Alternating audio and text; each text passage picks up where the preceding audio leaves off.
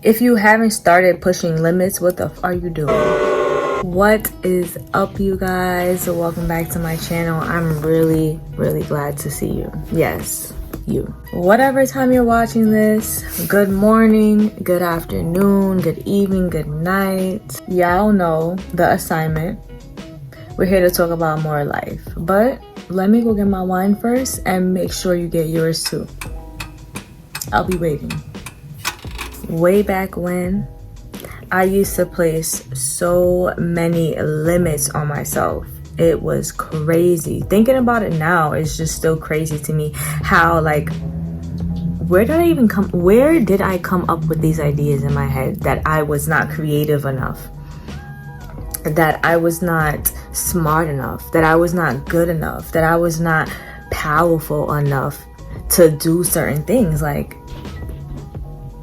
one thing for sure, I sold myself so damn short.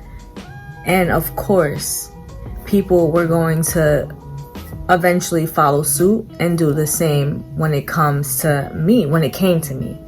You know, like, it's basic math. If you don't respect yourself, how can anybody else? If you're not putting yourself on a high pedestal, nobody will. The limits that I placed on myself had me feeling powerless, literally powerless. And I had to learn,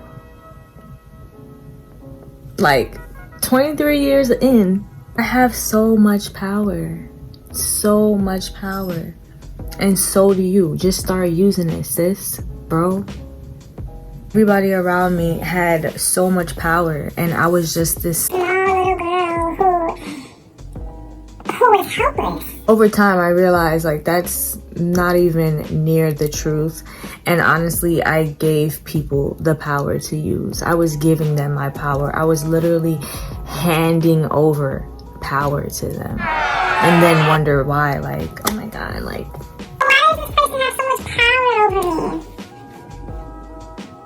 Why does this thing hold so much weight over me? Like, I don't know what's going on. I bet y'all know what went on. I was giving it. Like, me giving my power to people, to things, basically ties into placing limits on myself. And that was another thing that I gave power to. I started my first job when I was 17. And you want to know what that job was? McDonald's. Like, when I tell you guys that I hated that job, and it was literally like the worst that I've had, and I've only had 4 jobs, and it might not seem like a lot to you guys, but I put in years, I put in hours, and I put in work into these jobs. I remember this one time at McDonald's, my McDonald's had a drive-thru. Worst. We had to go to work during snowstorms. So during this snowstorm, I would be on drive-thru all the damn time, catching a motherfucking pneumonia. And I would have the window open, the food ready to serve to the customer, and the customer is taking mad long to roll down their window.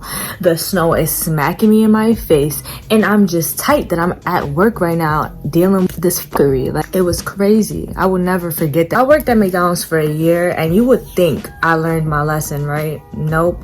Limits.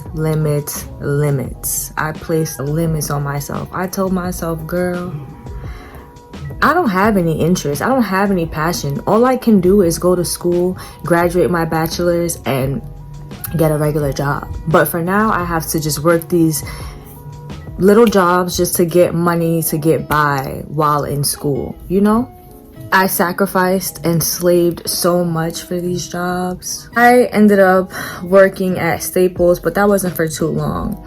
And it wasn't really that bad, but it still was like, this is not what I want to do. And then I ended up working at Chipotle for 2 years while in college. And let me tell you how I slaved again. I slaved myself. I broke my back. My back was burning. My uniform used to stink. Like, even after washing it, after one shift, I would come home and my bag would stink. I remember this one time where I literally was closing and we were short staffed, so I stayed until I believe it was like 5 o'clock in the morning, because the back of the house, if you work at Chipotle or if you know, whatever, the back of the house is where we wash the dishes. So we didn't, and usually there's a person on the back of the house so that they can handle all the dishes. But this particular night, we had no back of the house. We had one grill person and we had one line person and one manager. That line person was me. It was me. So I had to really stay and help my manager. And not that I really had to, but again, I was placing limits on myself. I felt like I had no power. So I helped my manager do the back of the house. It was mad dishes. I literally got home at 5 o'clock in the morning. Chipotle closed around that time, probably at 10 o'clock p.m. What? And honestly, I'm gonna try to post a clip, not a clip, a picture.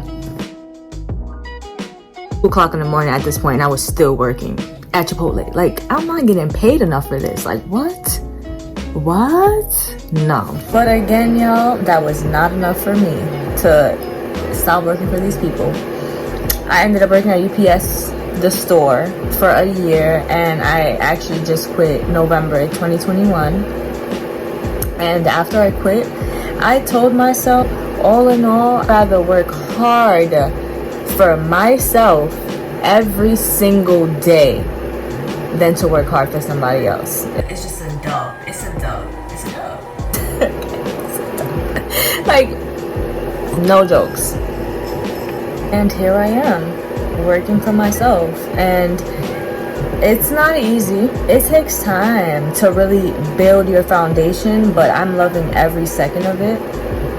And if I would have put this time in the years that I was working for these companies, I would have been way farther than I am now. But, however, everything literally happens for a reason, and my timing is God's timing. So I'm cool with it. You could wake up tomorrow and be like, enough is enough. I'm not doing this no more. These limits are non-existent. The power that you have is real. And I challenge whoever is watching this, whoever is struggling with these limits that are on them, I challenge you to remove them, sis. Remove it.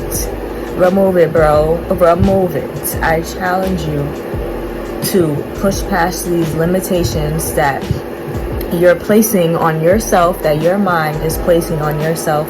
I challenge you to speak the opposite of what your mind is telling you. If your mind is telling you, you're not creative, tell them, yes, I am. And I'm going to show you I'm creative. If your mind is telling you, you can't attain that level, tell your mind, watch me. Like, literally. And you're gonna see the wonders that go on, and you're gonna eventually see that broke barriers, and again, they're non-existent. So let's just get it in your head from now that they're non-existent, so you can start moving forward. Fear is non-existent. We only get one chance. YOLO. Use the fuck out of it, because we don't want to leave this earth with no regrets, right? We don't want to be like, oh my god, I could have did this, I should have did that, I should have. No, do it now so that you don't have to think about any of these things when you're about to transition. You'll be thinking about how wonderful life has been to you, how wonderful you've been to yourself. I challenge you to explore your passion.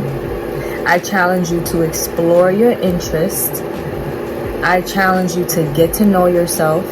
I challenge you to dig deeper into something that you already know that you're interested in. I challenge you to do whatever it is your limits are telling you can't do. Period. I challenge you guys, shoot for the stars and aim for the motherfucking moon. And there's no lie in that. It can be done. It's attainable. It's possible. And it will get done if you apply yourself. And just remember, pressure makes diamonds, baby. See you in the next video.